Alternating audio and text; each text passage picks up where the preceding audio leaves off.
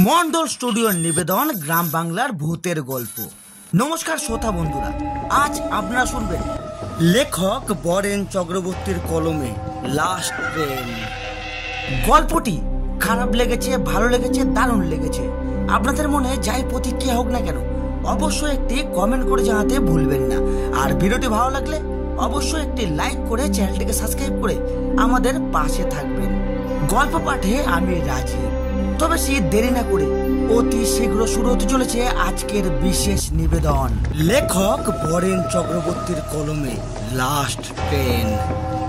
এই কাহিনীর সমস্ত চরিত্র এবং ঘটনা কাল্পনিক। বাস্তবে জীবিত বা মৃত কোনো ব্যক্তি বা ঘটনার সাথে এর কোন রকম মিল থাকলে তা সম্পূর্ণ অনিচ্ছাকৃত এবং কাকতালীয়। গল্পে ব্যবহৃত অপ্রাকৃতিক এবং অলৌকিক ঘটনা শুধুমাত্র কাহিনীর পরিবেশনের উপক্রম মাত্র। কুসংস্কার বিশ্বাস করবেন না, কুসংস্কার ছড়াবেন না। বিমল স্টেশনে পৌঁছে যখন ওর হাত ঘড়ির দিকে তাকালো তখন ঘড়িতে রাত 9:15 বাজে।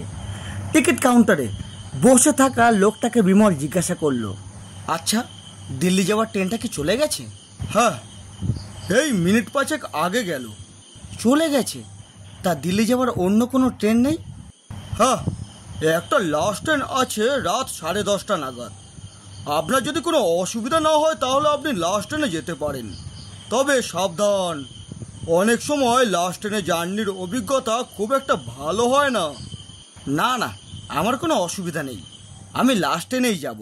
তাছাড়া আমার লাস্ট ট্রেনে জার্নি করার অভিজ্ঞতা আছে, আমি অনেকবার লাস্ট ট্রেনে জার্নি করেছি। তাহলে ভালো, বেস্ট অফ লাক, আপনার যাত্রা শুভ হোক। ধন্যবাদ। আপনি ওয়েটিং রুমে অপেক্ষা করুন, ট্রেন এলে আপনাকে জানানো হবে। ঠিক আছে।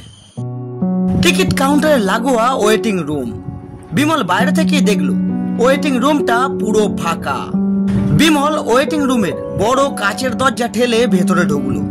ওয়েটিং রুমে বসার জন্য 5-6টা সোফা রাখা ছিল। তার মধ্যে থেকে একটা সোফা নির্বাচন করে বিমল তাতে বসলো এবং কাঁধ থেকে ব্যাগটা খুলে সোফার উপর রাখলো। তারপর একটু বিশ্রাম নিয়ে ব্যাগ থেকে একটা ম্যাগাজিন বার করে বিমল পড়তে লাগলো। কিন্তু সময় যেন কিছুতেই কাটতে চায় না। বিমলের কাছে প্রতিটা সেকেন্ড যেন 1 ঘন্টা বলে মনে হতে লাগলো। বিমলের একটা সময় পর একঘেয়েমি লাগতে শুরু করলো। ম্যাগাজিনটা সোফার ওপর রেখে বিমল ওয়েটিং রুমের ভেতরে পায়চারি করতে লাগলো। এমন সময় ওয়েটিং রুমের কাচের দরজা ঠেলে জামা প্যান্ট পরা একজন বছর 40-এর ভদ্রলোক ওয়েটিং রুমের ভেতর প্রবেশ করলো। লোকটার হাতে একটা কালো রঙের ব্যাগ ছিল। লোকটা ঠিক বিমলের সামনে রাখা সোফাতে বসলো এবং পকেটে রাখা সিগারেটের বাক্স থেকে একটা সিগারেট বার করে ধরালো।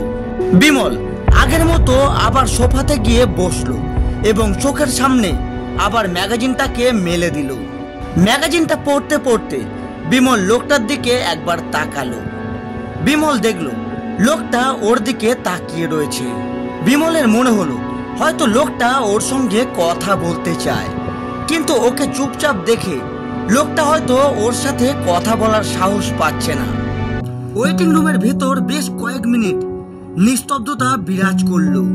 তারপর ওয়েটিং রুমের নিস্তব্ধতা ভঙ্গ করে বিমল লোকটাকে জিজ্ঞাসা করলো, আপনি কোথায় যাবেন? লোকটা শটাং জবাব দিল, দিল্লি। ওখানে আমার ছেলে থাকে। এখানে আমি একটা বেসরকারি ব্যাংকে চাকরি করতাম, সবেমাত্র 4 দিন হলো রিটায়ার হয়েছি, তাই আর এখানে থাকবো না, ছেলের কাছে চলে যাচ্ছি। আর আপনি? আমিও আপনার মতো দিল্লি যাব। তা আপনার আর আমার গন্তব্যস্থল একই। হ্যাঁ, তা আপনার বাড়িতে কে কে আছে? বাড়িতে ছেলে, বৌমা, একটা নাতি আর একটা নাতনি। আর আপনার স্ত্রী? আমার স্ত্রী এই বছর 4 হলো ট্রেন দুর্ঘটনায় মারা গেছে। ও, আই এম সরি, প্লিজ কিছু মনে করবেন না। না না, ঠিক আছে, আপনি জানতেন না তাই জিজ্ঞাসা করেছেন। তা যাক গিয়ে, আপনি বলুন আপনার বাড়িতে কে কে আছে? আমি, আমার স্ত্রী আর আমার 5 বছরের এক ছেলে আর 3 বছরের একটা মেয়ে। খুব ভালো, খুব ভালো। তা আপনার নামটা কি জানতে পারি? নিশ্চয়ই, আমার নাম রথিকান্ত দাস। আর আপনার? আমার নাম বিমল হালদার।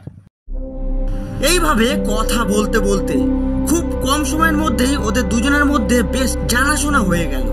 কথা বলতে বলতে কখন সময় কেটে গিয়েছে বিমল বুঝতে পারেনি। ঠিক 10:25 নাগাদ টিকিট কাউন্টারের লোকটা ওয়েটিং রুমের কাছের দরজা ঠেলে ভেতরে ঢুকে ওদের দুজনের উদ্দেশ্যে বলল, ট্রেন এসে গেছে, চলে আসুন। বিমল লোকটাকে বলল, চলুন, তাহলে বাকি কথা নয় ট্রেনে যেতে যেতেই বলা যাবে। বিমল ওর ব্যাগটাকে কাঁধে তুলে নিয়ে ওয়েটিং রুমের কাছের দরজা ঠেলে বাইরে বেরালো। বিমলের পেছন পেছন সেই লোকটাও ওয়েটিং রুমের কাছের দরজা ঠেলে বাইরে বেরালো। টিকিট কাউন্টারের লোকটা বলল, তাড়াতাড়ি উঠে পড়ুন, ট্রেনটা এখানে বেশিক্ষণ দাঁড়াবে না। বিমল একটু দেরি না করে ট্রেনে উঠে পড়ল। বিমলের সঙ্গে সেই লোকটাও ট্রেনে উঠল। বিমল দেখল ট্রেনটা পুরো ফাঁকা, ট্রেনের ভিতরে কেবলমাত্র ওরা দুজন। বিমল জানলার কাছের সিটে গিয়ে বসলো। লোকটাও ঠিক বিমলের সামনের সিটে গিয়ে বসলো। বিমলের বেশ খিদে পাচ্ছিল, তাই ব্যাগ থেকে বিস্কুটের একটা প্যাকেট বার করে প্যাকেটটা ছিঁড়ে তার থেকে বিস্কুট বার করে খেতে লাগলো। বিমল বিস্কুটের প্যাকেটের দিকে ইশারা করে লোকটাকে জিজ্ঞাসা করলো, আপনি বিস্কুট খাবেন? না না, আপনি খান। ঠিক আছে, তাহলে আমি একাই খাই। ঠিক এই সময় বিমলের ফোনটা বেজে উঠল। ফোনটা বার করে দেখলো ওর ছোটবেলার বন্ধু শাগনিক ফোন করেছে। বিমল কলটা রিসিভ করে হ্যালো বলতেই ফোনের ওপার থেকে শাগনিক জিজ্ঞাসা করলো, তুই এখন কোথায় আছিস? বাড়িতে তোর জন্য সবাই অপেক্ষা করছে। আমি ট্রেনে সবে উঠলাম। কেন? তোর তো রাত 9টায় ট্রেন ছিল, তা তুই এখন ট্রেনে উঠলি কেন? আর কি বলবো, রাস্তায় ট্রাফিকের জন্য স্টেশনে আসতে দেরি হয়েছে, যার জন্য 9টার ট্রেনটা আমার মিস হলো। তাই অগত্যা 10:30টার এই লাস্ট ট্রেনটাই আমাকে ধরতে হলো।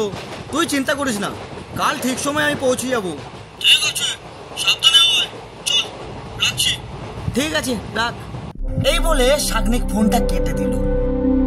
বিমল দেখলো লোকটা এখন একটা গল্পের বই পড়ছে। বইটার সামনের প্রচ্ছদ দেখেই বিমল বুঝতে পারলো বইটা ভূতের গল্পের। লোকটাকে মনোযোগ সহকারে গল্পের বইটা পড়তে দেখে বিমল কৌতূহল মাখানো কণ্ঠে জিজ্ঞাসা করলো, আচ্ছা রতিকান্ত বাবু, আপনি ভূত বিশ্বাস করেন? লোকটা নিজের মুখের সামনে থেকে গল্পের বইটা সরিয়ে নিয়ে বিমলের দিকে একবার গুনগুনে দৃষ্টিতে তাকালো এবং তারপর বলল, হ্যাঁ বিশ্বাস করি। বিমল একটু হেয়ালি করেই লোকটাকে জিজ্ঞাসা করলো, তা আপনি কখনো ভূত দেখেছেন? না, দেখিনি, কিন্তু তা বলে যে ভূতের অস্তিত্ব নেই এটা কখনোই বলা যায় না। এই জগতে যেমন মানুষের অস্তিত্ব আছে, ঠিক তেমনি ভূতেরও অস্তিত্ব আছে। এক কথায় মানুষ থাকলে ভূতও থাকবে। কেন, আপনি ভূতে বিশ্বাস করেন না?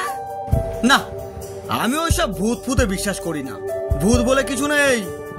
লোকটা বেশ কিছুক্ষণ চুপ করে থেকে গম্ভীর গলায় বলল, ভূত যদি আপনার সঙ্গেই থাকে তাহলে তো আপনি বিশ্বাস করবেন।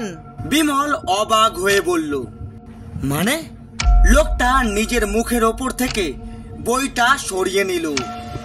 লোকটার মুখটা দেখা মাত্রই বিমলের চোখ দুটো বিস্ফারিত হয়ে গেল। লোকটার সারা মুখে রক্ত লেগে রয়েছে। থুতনির এক দিকটা কোনো ভারী জিনিসের আঘাত লাগার ফলে থেতলে গেছে। লোকটার সমস্ত কাপড় জামাতে রক্ত লেগে রয়েছে। এই ভয়ঙ্কর দৃশ্য দেখার পর বিমলের গলা যেন শুকিয়ে গিয়েছে। বিমল অনেক চেষ্টা করার পরেও ওর গলা দিয়ে কোনো আওয়াজ বেরালো না। বিমল একটু দেরি না করে ওর সিট থেকে উঠে সামনের অন্ধকার কামরার দিকে ছুটতে লাগলো। ছুটতে ছুটতে বিমল একটা ভারী জিনিসের সঙ্গে হোঁচট খেয়ে ট্রেনের কামরার অ্যালুমিনিয়ামের মেঝের ওপর সজোরে মুখ থুবড়ে পড়ল। বিমলের থুতনি ফেটে রক্ত বেরোতে লাগলো। বিমল পকেট থেকে রুমালটা বার করে থুতনির ওপর চেপে ধরল। পকেট থেকে ফোনটা বার করে ফোনের টর্চটা অন করে পায়ের কাছে মারতেই বিমলের গা শিউরে উঠল। ওর পায়ের কাছে পড়ে আছে একটা পচা গলা আধ খাওয়া লাশ। বিমল সঙ্গে সঙ্গে 2-3 পা পিছিয়ে গেল। লাশটার মুখের ওপর টর্চের আলোটা পড়তেই বিমল আটকে উঠল। লাশটা বিমলের খুব চেনা। বিমল ভয়ে তোদলাতে তোদলাতে বলল, এ তো সেই টিকিট কাউন্টারে বসে থাকা লোকটা। তার মানে? বিমল লাশটার মুখের দিকে বেশ কয়েক মুহূর্ত তাকিয়ে রইল। তারপর কোনো রকমে নিজেকে সামলে নিয়ে যখন বিমল সামনের দিকে তাকালো, বিমল সামনে যা দেখলো তাতে ওর হুঁশ উড়ে গেল। এতক্ষণ ট্রেনের যেই কামরাগুলো বিমল খালি দেখেছিল, এখন সেই কামরাগুলোতেই অনেকগুলো কুকুরের মতো দেখতে দানবাকার হিংস্র জন্তু রয়েছে।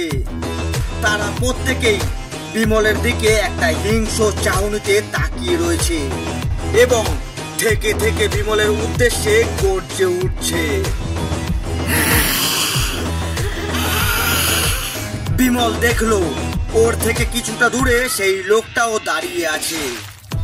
বিমল হাত জোর করে লোকটাকে বলল, প্লিজ প্লিজ আমাকে ছেড়ে দিন, আমাকে মারবেন না। লোকটা একটু হেয়ালি করে জবাব দিল,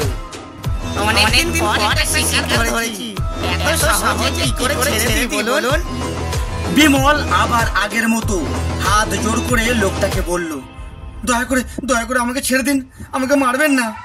লোকটার মুখে এবার একটা পৌশাচিক হাসি ফুটে উঠল। আর ঠিক তখনই সেই কুকুরের মতো দেখতে দানবাকার হিংস্র জন্তুগুলো বিমলের দিকে ছুটে আসতে লাগলো। বিমল এই সময় কি করবে সে ভেবে পাচ্ছিল না। ভয়েতে বিমলের হাত পা থরথর করে কাঁপতে লাগলো। দেখতে দেখতে কুকুরের মতো দেখতে সেই দানবাকার হিংস্র জন্তুগুলো বিমলের ওপর ঝাঁপিয়ে পড়ল। জন্তুগুলো তাদের ধারালো দাঁত দিয়ে বিমলের শরীরে কামড় বসাতে লাগলো এবং বিমলের শরীর থেকে মাংস ছিঁড়ে ছিঁড়ে খেতে লাগলো। বিমল নিজেকে এই হিংস্র জন্তুগুলোর আক্রোশ থেকে বাঁচানোর অনেক চেষ্টা করলো, কিন্তু বিমলের সকল চেষ্টাই ব্যর্থ হলো।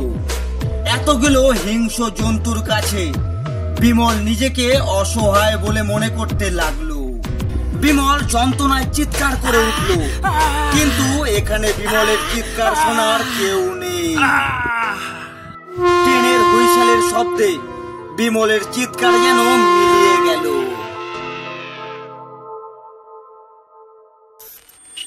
মন্ডল স্টুডিওর নিবেদন গ্রাম বাংলার ভূতের গল্প।